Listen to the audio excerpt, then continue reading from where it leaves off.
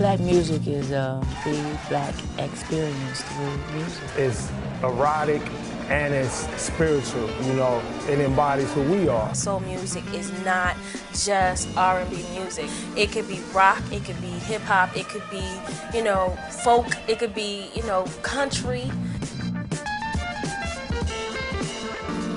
We want to hear the best out of all those genres, the best out of hip hop, the best out of jazz, the best out of soul. A bridge between the musics. That whole vibe is like the Atlanta vibe. Going into primarily the 90s, that was like, you had almost a free pass to be individual. You know, it was a time that I think artists and people had a consciousness. It was just a flowering of all this expression. It was like musical heaven. It was an incredible experience because expression was celebrated. Soul went away. We come from a plethora of R&B bands to zero. Multinational corporations to co-opt black music in every facet, every genre of music. You see that. All the soul got soulless. Soul is something that you can't copy. It's a neglected demographic out there. It's funny when he tagged it neo-soul. Labels were labeling, and if you didn't have a label, they didn't know what to do with you. When my music came out, the term neo-soul was born. Erykah Badu told me, you're the king of neo-soul. What is neo-soul? These are ingredients that we've had before. It's just that the power at B had to figure out how to contain it. Within 10 years, you're being told if you're not a certain type of black artist, then you're not black enough. You're too weird, or too bohemian, or too artsy, which is absolutely ridiculous. We created something which was classic. I had problems with those categories. They got marginalized. It divided our movement. That's how jazz was big in the 20s. That's how rock and roll became big in the 50s. It's called commercialization. Figure out who controls this stuff, who pulls the strings. See, what we looking at now, we ain't ready for it. Something very deep and very powerful. It really has helped to destroy black music, American music across the board. That's what's happened. It still has absolutely revolutionized the music world. What would it have been if it wasn't filtered? We might be in another consciousness. We should never confuse black music that's filtered through the recording industry with black music that's spilling over in a variety of different ways. There's a need for change. Early 90s is like, that's when we started making records. It's also just the start of kind of music getting its light in Atlanta. There was this new lane that was being created. It wasn't your classical, typical R&B. It was live and it was organic. It was a funk-based urban sound. A lot of cutting-edge jazz mixed with hip-hop, rock, you know. With that, you got a fusion sound that came about in Atlanta. A lot of cool stuff was going on in the early 90s, 94 especially, I say. We now got the pulse of the whole nation. And really, the struggle element, the hope and the struggle element of the entire globe. You have a bunch of young, naive people who want to change the world.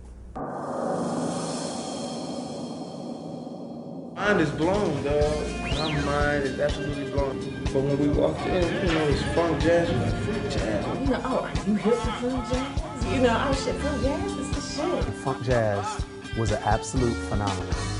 Funk jazz is our Paradox Garage. It's our loft. It's our warehouse, Chicago. That's it for Atlanta. That's it. It was exotic and it was international and it was black people personified or black sound. You know, so that was just encompassing something bigger and something broader. Funk jazz was the only environment that welcomed and embraced a talent like a young Erykah Badu, or a young Jill Scott, a young NDRE, a young Van Hunt, where nobody knew these people. Funk jazz met the need to bring things together within the soul community, the black music community. So many different things and so many different vibes. Before you even knew who was coming to the event, the vibe had been so solidified.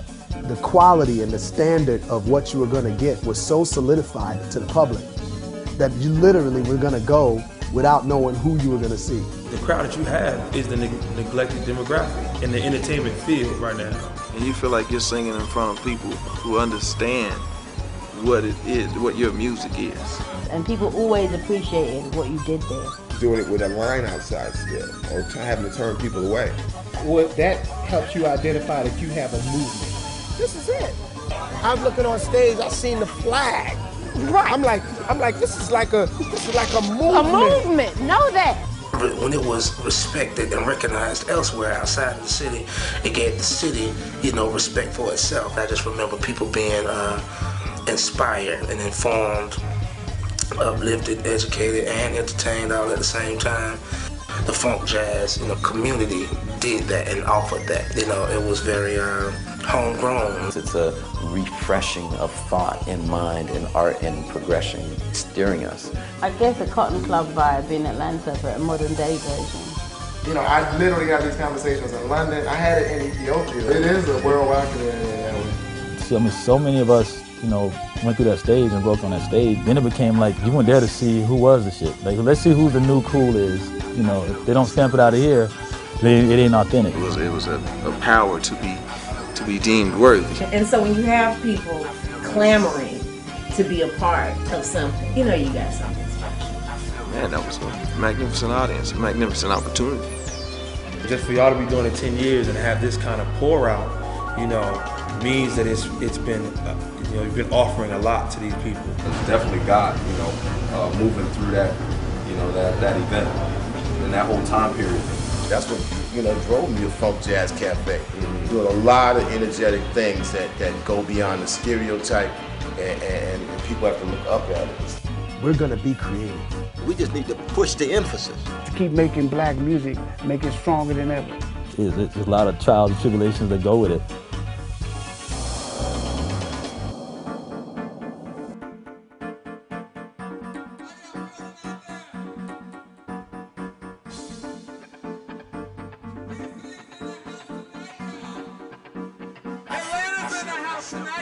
But funk jazz was like all that dope music somebody used to give you at the record store somewhere or tell you about that you didn't hear on the radio, and you'd be like, how come people aren't playing?